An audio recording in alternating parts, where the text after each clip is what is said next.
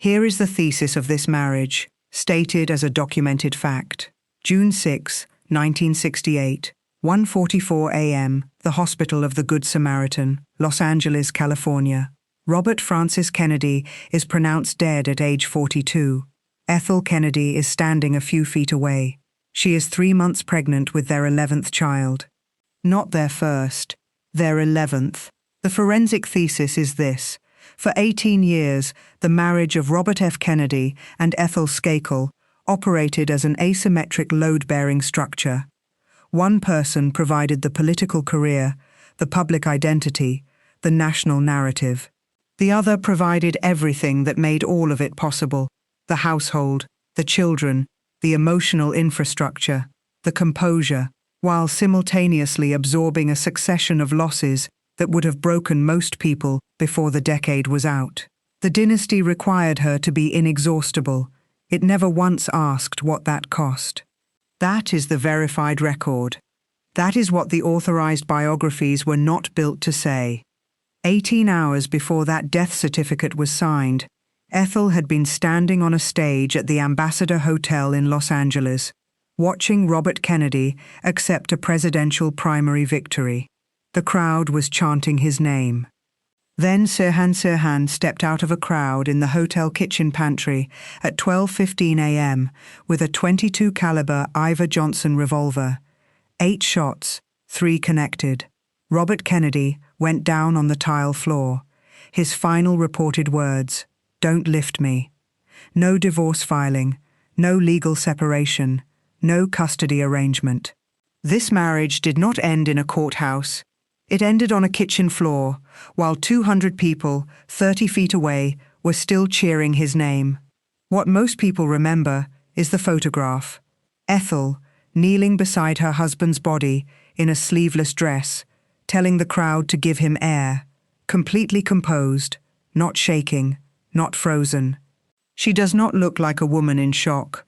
She looks like a woman who has been absorbing the unbearable for 13 years, and already knows the next move. The documented record of how that composure was built, what it required, and what it left behind is worse than anything the authorized record has stated in one place. That record starts here. If you want the documented record, not the mythology, subscribe now and share this video. The timeline gets harder from here. The thesis starts in 1928. Ethel Skakel was born April 11, 1928, in Chicago, Illinois, 6th of 7 children. Her father, George Skakel Sr., had started as an $8-a-week railroad clerk and built the Great Lakes Carbon Corporation into one of the largest privately held companies in the United States. By 1936, the family was in Greenwich, Connecticut, in a 31-room English country manor house on Lake Avenue. She did not marry into wealth, she came from it. In September 1945, Ethel enrolled at Manhattanville College of the Sacred Heart in New York City, where she became roommates with Jean Kennedy, youngest of the Kennedy sisters. Through Jean, she met Robert. First documented encounter, a ski trip to Mount Tremblant Resort in Quebec, Canada, 1945. She was 17. Robert Kennedy was there, but he was dating her older sister, Patricia Skakel. That relationship ended. He shifted. They began seeing each other. Engaged February 1950. Married June 17, 1950, at St. Mary's Catholic Church in Greenwich, Connecticut. Robert was 24, Ethel was 22. Now track what the marriage produced, in order.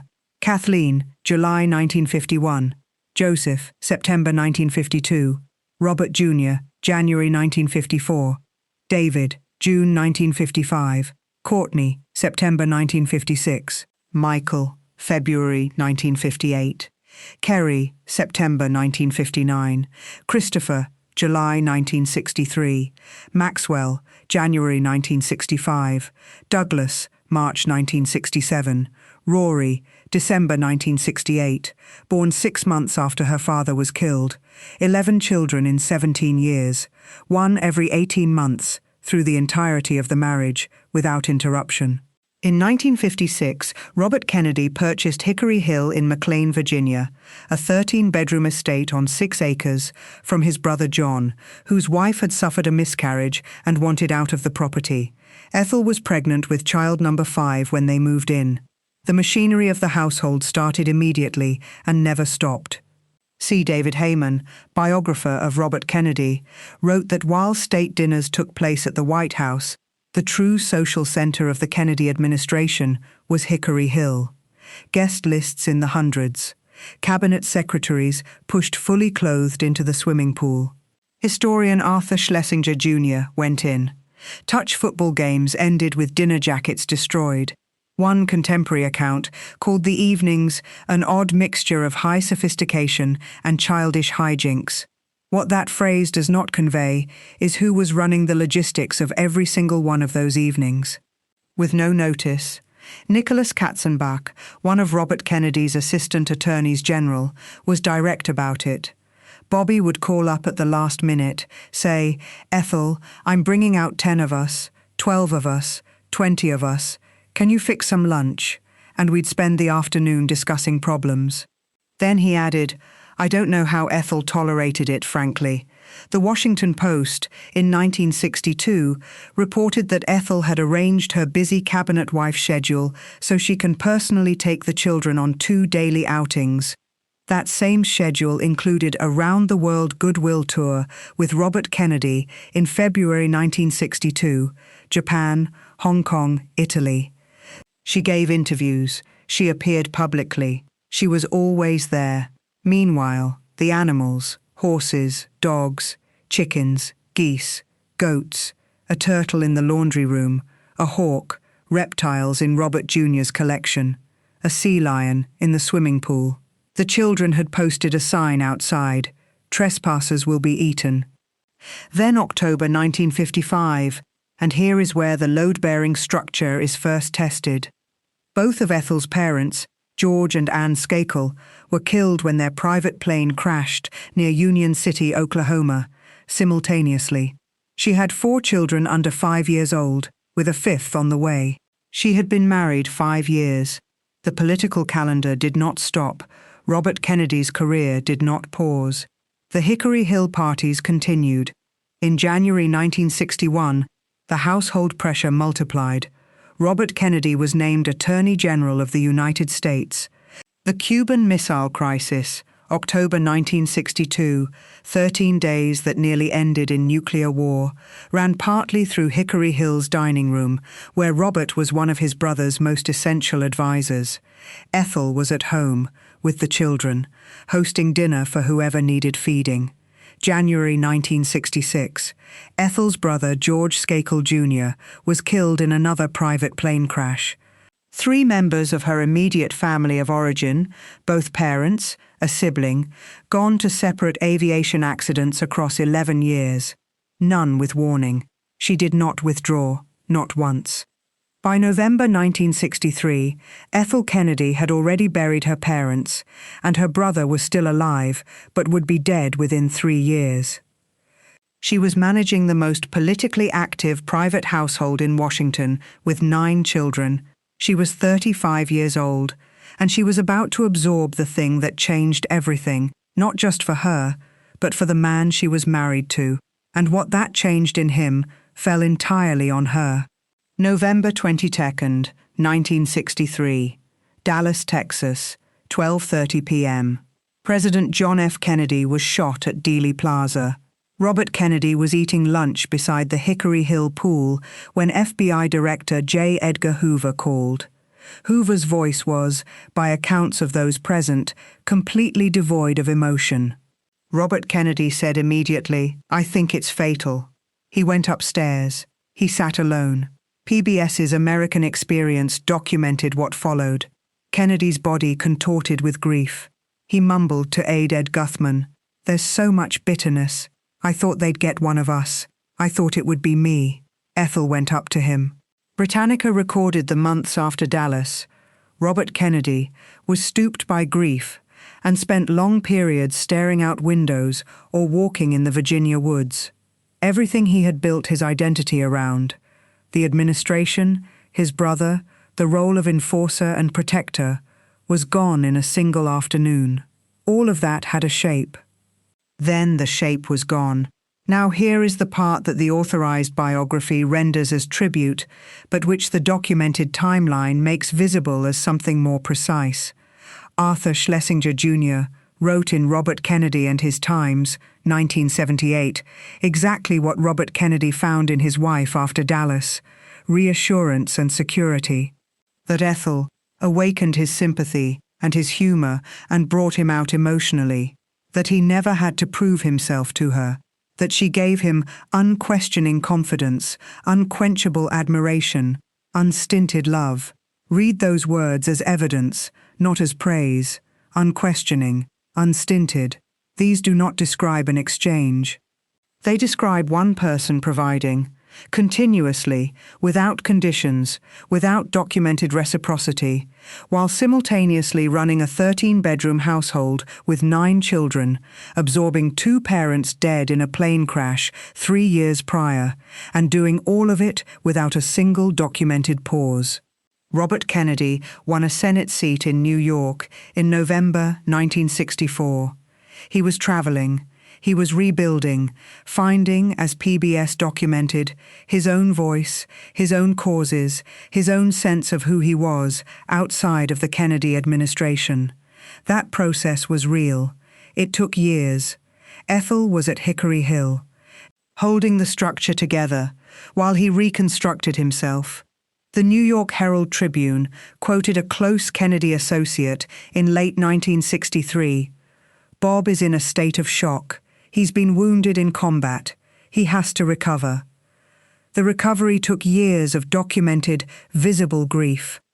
During those years, Ethel Kennedy held the household, the children, the social calendar, and the emotional load of the marriage, without the man who was supposed to be sharing it. In June 1966, Robert Kennedy traveled to South Africa and delivered his Day of Affirmation address at the University of Cape Town. He was abroad, speaking about moral courage. Ethel was at Hickory Hill. The household was running. By March 1968, he was ready. He announced his presidential candidacy on March 16th in the Senate caucus room, the same room where John Kennedy had announced 8 years before. Martin Luther King Jr. was assassinated in Memphis on April 4th, 6 weeks into the campaign. Over 100 American cities erupted. Ethel was on the campaign trail, 3 months pregnant with child number 11, rallies, interviews, stages. She did not stop. If you think the weight of what this woman was already carrying in 1968 is extraordinary, stay with this video, because the next 90 minutes at the Ambassador Hotel is where everything she had built to absorb gets tested all at once. Subscribe and share this with someone who needs to see the actual record. June 4, 1968. Robert Kennedy won California and South Dakota on the same night. Shortly after midnight on June 5th, he stood at the microphone in the embassy room of the Ambassador Hotel. Ethel stood beside him on stage. He thanked his campaign staff. He made a joke about his dog Freckles. He left the stage. He was routed through the kitchen pantry. Sirhan was waiting. At 12:15 a.m., 8 shots. 3 struck the senator. Ethel was not in the kitchen when it happened, she was told. She pushed through the crowd. Contemporaneous photographs and accounts place her kneeling on the floor beside him, telling the crowd to give him air. At Central Receiving Hospital, a doctor held a stethoscope to Robert Kennedy's chest and offered the earpieces to Ethel so she could hear that his heart was still beating. He was transferred to the Hospital of the Good Samaritan. Surgery.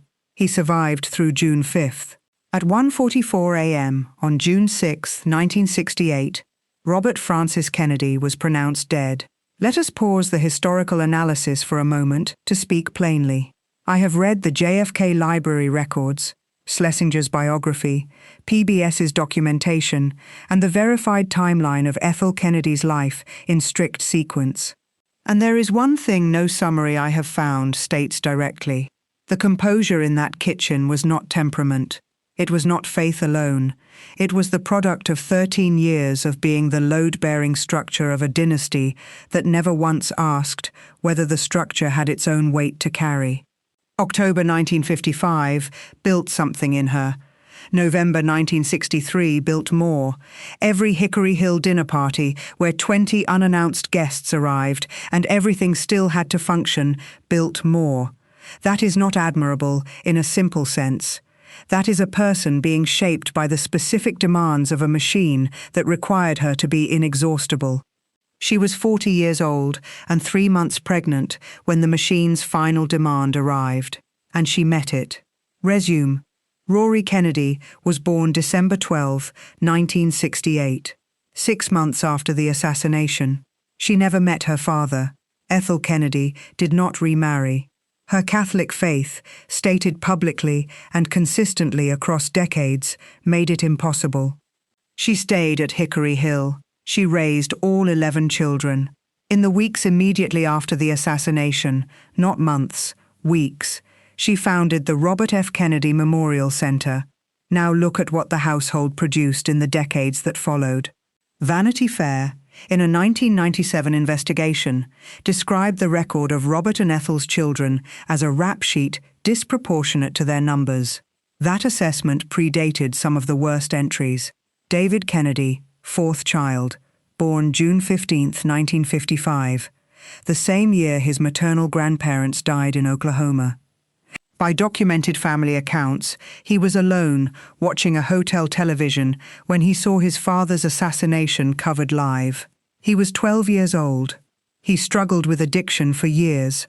On April 25, 1984, David Kennedy was found dead in room 107 of the Brazilian Court Hotel in Palm Beach. He was 28. His autopsy recorded cocaine, Demerol, and the tranquilizer Mellaril. He had been ejected from the Kennedy Easter gathering at their Palm Beach estate days earlier. His brother Douglas had checked out of the hotel. David stayed. He died alone in that room. Ethel Kennedy outlived her son David by 40 years. Michael Kennedy, 6th child, born February 27, 1958, died December 31, 1997, in Aspen, Colorado. He struck a tree while skiing and simultaneously tossing a football with family on New Year's Eve. He was 39, 3 children, New Year's Eve. The family was together. Ethel Kennedy outlived Michael by 27 years. In 2002, her nephew Michael Skakel, son of her late brother George Skakel Jr., was tried and convicted in a Norwalk, Connecticut courtroom for the 1975 murder of 15-year-old Martha Moxley in Greenwich. The case had sat unresolved for 27 years. Skakel's conviction was vacated in 2018, charges dropped in 2020, but the Skakel name, Ethel's birth name, was tied publicly to a homicide case for nearly 2 decades. The family she was born into, the family she married into, both names pulled into catastrophe on overlapping timelines. The documented record after 1968 is not a widow stepping into quiet aftermath. It is a woman absorbing rolling catastrophe, decade by decade, without stopping, without retreating, without a single documented public complaint, because that is what the structure had always required of her. June 4, 1967. Hickory Hill, McLean, Virginia. Professional photographs were taken of the Kennedy family on the estate grounds that day. They exist in the public archive. Robert Kennedy stands outside with Ethel and their 10 children. The grass is green. The clothes are clean. Everyone is assembled and smiling. These photographs dominated national media coverage of the family, as Arlington magazine documented. They built the public image of the Robert and Ethel Kennedy household as vigorous, Catholic, crowded, and warm, the honest American counterweight to Jack and Jackie's formal European glamour. The press loved the contrast. The Kennedys provided it on schedule. What those photographs document: a family on a lawn. What those photographs cannot show: Robert Kennedy calling at the last minute to bring 20 colleagues for lunch. Ethel managing 13 bedrooms, 6 acres, permanent staff, 11 children at various ages, a rotating cast of cabinet secretaries and journalists and dignitaries, while Robert was in Washington or New York or traveling. C. David Heyman called Hickory Hill constant mayhem. He was describing Ethel's operating environment, not the guests, the environment. By the date of those photographs, Ethel Kennedy had been married 17 years. She had given birth 10 times. She had buried both parents and a sibling in separate plane crashes. She had absorbed her brother-in-law's assassination while her husband served as his attorney general. She had functioned, by Schlesinger's own documented account, as the emotional infrastructure that stabilized a man who came home from Dallas, stooped by grief, staring out windows, walking in the Virginia woods. The photographs show order. The timeline shows what it cost to manufacture that order, every single day, without acknowledgement. Now mark the calendar exactly. June 4th, 1967. The photographs. Family on the Hickory Hill lawn. 10 children. Green grass. June 4th, 1968. Exactly 1 year later. Ethel Kennedy, visibly pregnant with child 11, standing on a stage at the Ambassador Hotel in Los Angeles while her husband gave what would be his final public speech. 90 minutes after that speech ended, she was on the floor of the hotel kitchen beside his body. That is not a dramatic flourish. That is the documented calendar. Schlesinger wrote that Robert Kennedy found in Ethel reassurance and security, unquenchable admiration, unstinted love. He meant it as tribute. But read against the verified timeline. It is also an inadvertent accounting of the asymmetry. One person providing structural support, continuously, in one direction, and a dynasty calling that devotion rather than asking what it demanded. The authorized biography does not document what Ethel Kennedy required. It was authorized by the institution whose brand depended on her inexhaustibility. But look at the photographs from June 4th, 1967 long enough, and something shifts. You stop seeing a happy family on a lawn. You see a woman who has been holding all of it for 17 years, upright, smiling, producing the image the dynasty needs, 1 year before the structure she was carrying finally gets the last weight added that it cannot hold. And the record cannot tell you what that cost, what it wore down, what stayed broken afterward, because Ethel Kennedy never said, and the institution she carried never thought to ask. Ethel Kennedy stayed at Hickory Hill for 41 years after June 6, 1968. She sold the property in 2009. She did not retreat. She founded the Robert F. Kennedy Memorial Center within weeks of the assassination. Not months, weeks. It became the Robert F. Kennedy Human Rights Organization, still operating today. She co-chaired the Coalition of Gun Control. She appeared publicly. She gave interviews. She carried the name forward. Now track the verified losses that followed 1968. In order. April 25, 1984. Son David, 28 years old. Drug overdose. Room 107 of the Brazilian Court Hotel, Palm Beach, Florida. He died alone. December 31, 1997. Son Michael, 39 years old, struck a tree skiing in Aspen, Colorado on New Year's Eve. August 1, 2019. Granddaughter Saoirse Kennedy Hill, 22 years old, apparent drug overdose. At Ethel Kennedy's home, the Kennedy Compound, Hyannisport, Massachusetts, spring 2020. Granddaughter Maeve Kennedy Townsend McKean, 40 years old, and her 8-year-old son Gideon vanished while canoeing off Chesapeake Bay, Maryland. Both bodies were recovered. Ethel Kennedy outlived her son David by 40 years. She outlived Michael by 27. She outlived Saoirse by 5. She outlived Maeve by 4. In 2012, her daughter Rory, the 11th child, born 6 months after the assassination, who never met her father, released a documentary called Ethel. It premiered at Sundance and was acquired by HBO. Ethel Kennedy agreed to be interviewed on camera by her own daughter about a life most people would have found unbearable to narrate. She described Robert Kennedy as the love of her life. She did not inventory the losses. People magazine asked that same year how she had survived it all. Her answer, "I pretty well lived in the moment, and I was blessed with faith." Not, "The institution carried me." Not, "I had support." Not, "I found a way through." Faith, and the moment directly in front of her, the same operational mode she had been running on since October 1955. Barack Obama awarded her the Presidential Medal of Freedom in November 2014. Social justice, human rights, environmental protection, poverty reduction. She had advanced all of it. From Hickory Hill, without a co-parent, for 46 years. Ethel Kennedy died October 10, 2024, 96 years old, Boston, Massachusetts, surrounded by surviving children and friends. She was buried at Arlington National Cemetery beside Robert Francis Kennedy.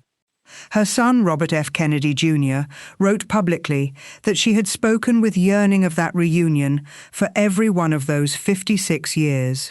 Here is the final forensic account. The marriage of Robert F. Kennedy and Ethel Skakel lasted 18 years and produced 11 children. It operated as an asymmetric structure from the beginning. One person's career, ambitions, and grief at the center. The other person providing the household, the children, the emotional stability, the composure, and the public image, while absorbing losses that accumulated without pause from 1955 onward. The authorized biographies called that devotion. The documented timeline calls it something more demanding than devotion has a word for. There was no asset division, no settlement terms, no dissolution. There was a woman on a kitchen floor on June 5, 1968, who had already been carrying the unbearable for 13 years. Composed, present, telling the crowd to step back, and then she carried it for 56 more. The question the record raises, and the one the institution she served never asked, is what it costs a person to be indispensable to something that never once asked that question. The record is closed. If this gave you the real timeline, not the mythology, subscribe, share this with someone who should know the full story, and tell us in the comments what part of this stopped you.